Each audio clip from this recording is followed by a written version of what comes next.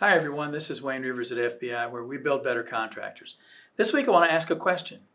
Is pessimism good for you?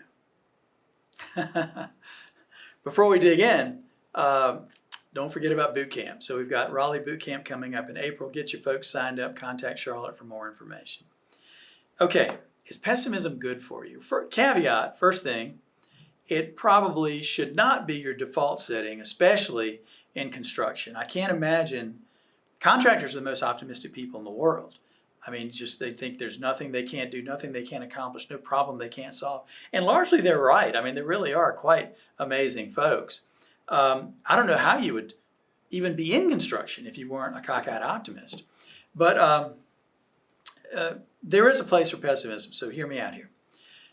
Now, first of all, the person that wrote this article on which I'm basing this vlog, Elena Spivak from Inverse, I'm not sure if that's a magazine or a website, May of 2023, she said, diving headfirst into a half-empty glass is not supported by science.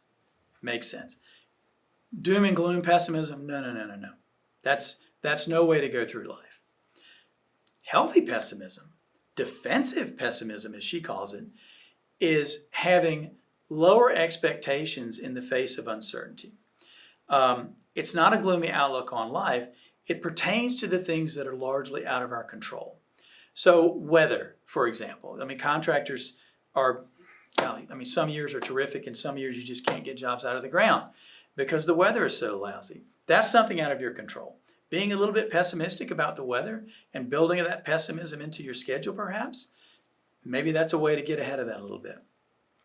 In business meetings and planning, we know that having opposing viewpoints and differences produces better, more optimal outcomes. We know that. Dennis was a perfect partner for me because I'm such a wild-eyed optimist, and Dennis would say, what about this? And we would disagree about a great many things. We were really compatible as partners in that way, and that he pushed me to think differently and I pushed him to think differently.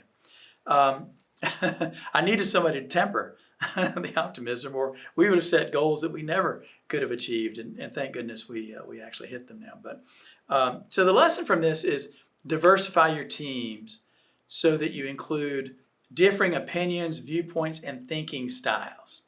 So some thinking styles lend themselves to what could go wrong viewpoints more easily than others.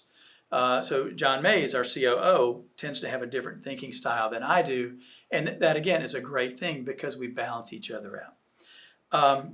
Another lesson coming from this pessimism viewpoint, listen to those people with differing opinions from yours.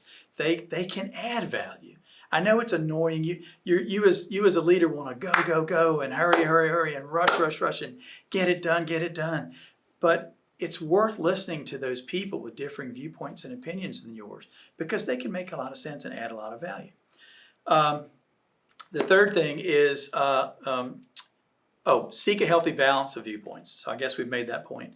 And then the fourth thing is avoid complacency. If you've got meetings going on in your organization and it's kind of a bunch of yes people getting together, yes, you really need to work on that balance. You really need people to help bring in different perspectives, different opinions, different viewpoints, different ways of looking at life even, to make sure that you're not going out and doing things in your optimism which would benefit from a drop or two of pessimism in the mix.